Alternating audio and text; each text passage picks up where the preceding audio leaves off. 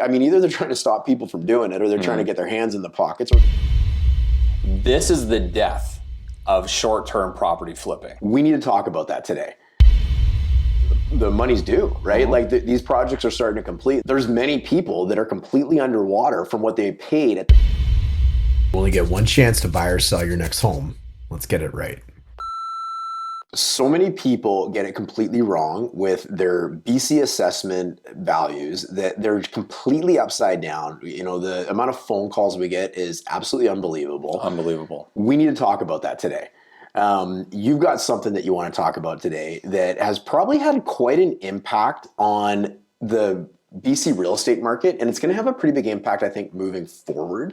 So we're going to make sure everyone gets exactly what they need to know about that as well. But we're also going to talk about the stats, because we got a very interesting stats package here today about the real estate going on in our communities, Lower Mainland, Fraser Valley, because we've got the whole entirety of 2024 that we're going to share with everybody. Should we get into it? That's it. All right, I think we should. So let's talk about what's going on in BC real estate. What are you bringing to the good people today? I am bringing the, we'll call it the BC Home Flipper Tax, effective January 1st. Yes, and I think that is going to have a monstrous impact on just how people see real estate in British Columbia. You know, not everybody, so many people. Cheers, man. Yeah, cheers. I've even forgot what we're drinking. What are we drinking? I've got Hoyne. You've got Hoyne. I've got the Down Easy. That's it. Yeah, the Golden Lager. I secretly like mine better. I knew that. He's biased. It's okay. Quite as much. So I think yours is going to have pretty big impacts across BC, because I feel like a lot of people, when it comes to the idea that real estate cannot fail as an investment, you are guaranteed to make money with real estate when you buy it. I feel like that's just something that is like ingrained into our culture in British Columbia, and the government's recognize this. So tell everybody what's going on. What are they trying to fix? What is the problem they're trying to fix right now? This is the death of short-term property flipping. Right. This is the death. So effectively what they are is January 1st, they're pretty much targeting all the short-term property flippers. So anything less than 730 days, I was gonna say 25, but that's not 2 full years. So what they're trying to do is anything that is sold within 365 days or 1 year, it's 20% tax on the profit.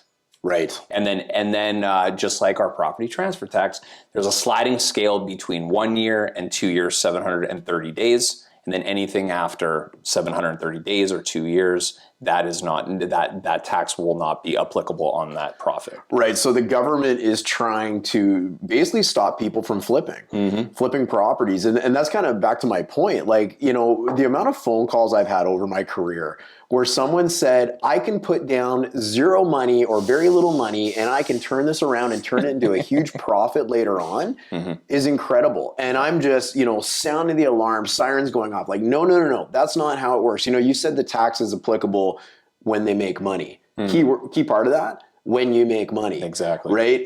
We know many people, and none of them were people that we put in, but we know many people that came to us after the fact that bought properties as pre-sales or properties that they intended to flip back in the, you know, the COVID days when the market was skyrocketing, thinking they were going to make a lot of money. Well, they might have bought them at the peak. What happened at the peak? Yeah. Bought it at the absolute top. And then as we've said in multiple videos over the last 2 years, it's been a very steady decline for our market. Yeah. So if you think we're up at the 2021 prices, you're sadly mistaken, unfortunately. So. Yeah. So these people, you know, the money's due, right? Like these projects are starting to complete. There's many people that are completely underwater from what they paid at the peak of 2022 versus what is due and payable today on the property. In fact, even these people that went to go buy these things, they're now getting appraisals on them. And they bought them for X amount of money and now they're worth X minus $50,000. They can't even get funding on them. Exactly. And making it even worse, when they did this, they can't get funding on them because the rates were, you know, a quarter or half of what they are today. You know, we're lucky we've had some rate decreases. So anyways, I mean, that's all on the side. You know, that's a whole other video for buying pre-sale with the intention of making money. But now the government is really trying to, I mean, either they're trying to stop people from doing it or they're trying to get their hands in the pockets or they're trying to do both. Exactly. Right? They want the tax revenue. I'm going to say both. Yeah, I'm going to say both too. Okay, so so basically over the first year, it's a 20% tax. Correct. Yeah, 20% profits. tax on the profits, and then it says here that tax is prorated on a declining scale. So that pretty much means it's a sliding scale going down from, and then once that hits 2 years, then the tax will not be applicable on the profit. Right, and I know there's some exemptions behind that as well. There is, yeah. I was just going to dive in here. So this is off the BC government website. We will link it down below in the description. But a few things here are change in employment. So if a seller must relocate for work-related reasons, they may qualify for an exemption. If there's any significant life events, such as a divorce, separation, death of a property owner, that may exempt the seller. Disability or health issues also. So if the property owner or a close family member develops a disability or encounters health challenges, that may also be exempt too. But a really big thing to know is we are not tax lawyers. So please consult the official website or a tax professional to get a complete list and see if it applies to you. Yeah, good point. And this is not also to confuse with the new federal flipping tax. So it's somewhat new. It's not new as of this year, but that's a totally different tax. Works totally different, but you're basically paying, if you want to flip property, you're basically, potentially paying two taxes. So, 100%. The profitability alone is, it's probably eroded quite a bit. I love that move by the BC government. That is one that I really did quite like because that opens up those properties from people simply trying to, to make money off them to people who actually want to live in them, ideally anyways. Right? 100%. So I was quite excited about that. Totally. What I wanted to bring to the table today was all about the BC assessments. I was going to say they're hitting people's mailboxes by the time we're filming this. That's not quite true because I haven't got mine yet. Is backlogged a bit. Yeah, they're a little backlogged, but it's incredible the stories I've been getting about the different valuations that people are getting. I had one lady reach out to me relatively recently, and her entire neighborhood was down 18% year over year. That's crazy. I can speak personally that mine was about 8% less this year over last year as well. So, and in fact, mine went up. Mine went up. And what rhyme or reason was that for? Exactly. So I know the city of Surrey, as an example, was down about 3% as a whole. But it just brought me back to the realization that I feel that so many people don't understand what a tax assessment really is. I feel that there's this myth out there that it has an impact on your actual market value of your home in the current day today. Yeah, exactly. And you know what? Market value of a home is even interesting terminology because market value is what it's worth if it was sold, right? It's not the actives. So many people are worrying about these numbers and they're not even planning on selling or worrying about getting their home on the market. But I heard a really great thing that, using your assessed value to determine your market price is like using, you heard me say this, is like, it's like using the weather forecast in the summer to plan a ski trip in the winter. That's right. It's totally irrelevant, right? Exactly. It's done by the assessment authority in July of last year. So it's already dated the day after they do it because the market moves on, things change. Exactly. But it comes out about, about 6 months later, right? So this point in time, these assessments are taken, the market does whatever it's going to do. These come out, people get them, and they have this intention or this implied that, or it's implied rather that, this actually has a reference on what their market value is. So market value is only if you're actually selling. But, I think a lot of people do themselves justice to inquire and just even do some homework on what kind of value they're getting because you don't want to overpay. Like for the lady that went down 18%, she's got no intention of selling. My advice to her was, unless you're really worried about it and you're planning on selling in the next few years, I wouldn't do a thing. Because if the city of Surrey went down 3% and she went down 18%, her actual share of the taxable pie got smaller. Exactly. Right? I guess my share of the taxable pie went up, right? So so maybe I should fight my own taxes. So thank you to her for you paying thank it. you to her for saying something. But that just goes to show, and you can find out what all the municipalities did individually. Some went up, some went down. But I think the story of the year for 2024 was relatively flat. And of course, this is July July 2023 to July 2024. So it was relatively flat. And there's a lot of story in between there. A lot of stuff happened with the market, but that's really kind of the gist of it. It didn't really, do a whole lot. So, but if anybody's got questions about their tax assessment, we're doing reviews of them for our clients and their friends and family, or anybody that's watching this video. We're certainly happy to do that for them.